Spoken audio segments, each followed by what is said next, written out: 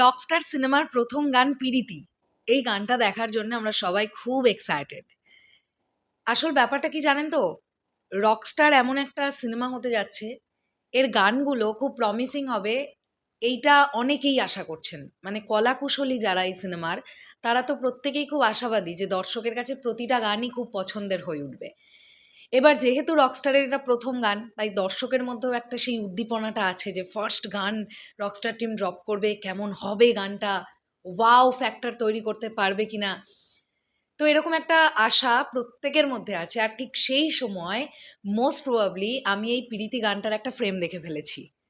এবং ফ্রেমটা দেখেছি কিন্তু রকস্টার টিমেরই একজন কলাকুশলীর তরফ থেকে। না, একদমই এমন নয় যে তিনি আমাকে গোপনভাবে হোয়াটসঅ্যাপের মারফত দেখিয়েছেন। No, no. ফেসবুকে পোস্ট হয়েছে। তিনি পোস্ট করেছেন। স্টুডিও ওয়ার্ক চলাকালীন একটি ফ্রেম দেখতে পাওয়া গেছে যেখানে দেখা যাচ্ছে পান্থ কানাই তিনি গানটি গাইছেন বসে। অ্যান্ড সেখানে আরও বেশ অনেকজনকে দেখতে পাওয়া যাচ্ছে। এই বিষয়টা নিয়ে কথা বলবো আমরা এই ভিডিওতে। তাহলে কি আমরা আইডিয়া করতে পারবো যে এটা কি ধরনের গান হতে চলেছে? হ্যালো আমার সাকিবিয়ান ভাইরা বোনেরা, চলে এলাম আরও একটা নতুন ভিডিও নিয়ে। আশা করছি তোমরা সকলে খুব ভালো আছো। দেখো, এই ধরনের বিষয় নিয়ে কথাবার্তা বলার জন্য যেটা প্রথম দরকার সেটা হচ্ছে আমাকে অনেস্ট থাকতে হবে। দ্যাটস ওয়াই আমি ফেসবুক থেকে একদম লিঙ্কটা খুলে ডিরেক্টলি তোমাদের দেখাতে চাই যে কার তরফ থেকে আমি পোস্টটা দেখতে পেয়েছি। এখানে যদি আমরা একটু সোহেল খান সার্চ করি, সোহেল খান একজন পারকাশনিস্ট, আমি যদি ভুল না করি। তোমাদেরকে একটু দেখিয়ে দিই। এই হচ্ছে সোহেল খানের ছবিটা, রাইট? তোমরা দেখতে পাচ্ছ এখানে সোহেল খানের ছবিটা। এই যে আমরা দেখতে পাচ্ছি এখানে তাকে। তো একজন পারকাশনিস্ট যিনি কিন্তু রকস্টারে কাজ করছেন। এবার কিভাবে বুঝলাম যে তিনি কাজ করছেন? এই একদিন আগে তার পোস্ট জ্যামিং উইথ জাহিদ নীরব ভাই, এখানে দেখতে পাওয়া যাচ্ছে তিনি দোতারা প্লে করছেন। ঠিক তার আগের পোস্টটা যদি আমরা লক্ষ্য করি, দেখো এইখানে তিনি দুটো ছবি পোস্ট করেছেন সোহেল খান। একটা হচ্ছে জাহিদ নীরব ভাইয়ের সঙ্গে তিনি বসে আছেন। সেকেন্ড যেটা তিনি পোস্ট করেছেন, এইটাকে একটু মন দিয়ে দেখো। এই যে আমরা ফ্রেমটা দেখতে পাচ্ছি, এটা একটু সুন্দর করে দেখার চেষ্টা করো। এখানে দেখতে পাওয়া যাচ্ছে পান্থ কানাই বসে গান গাইছেন।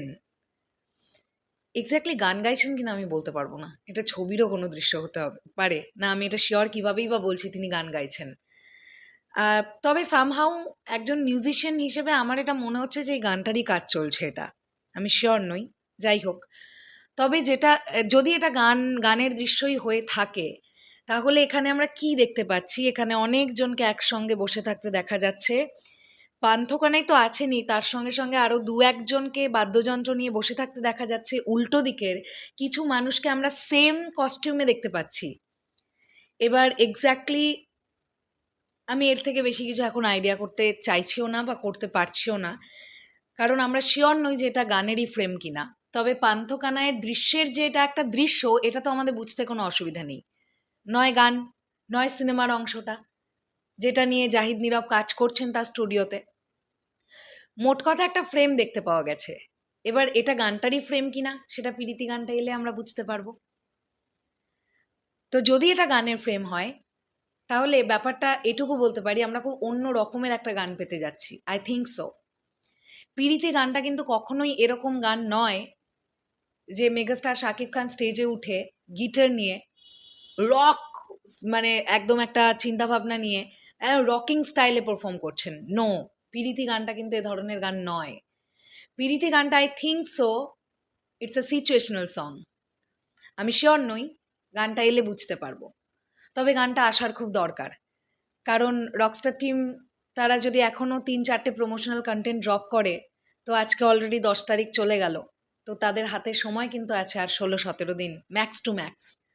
তো ১৭ দিনের মধ্যে যদি তারা ৪টে কন্টেন্টও ড্রপ করে, মিডলে গ্যাপ থাকছে ৪ দিন। তো দেখা যাক আগামীকাল আমরা এই গানটা পাই কিনা। চলো শেষ করলাম ভিডিওটা, আসছি আবার খুব শিগগিরই। তাহলে এখনের জন্যে টাটা।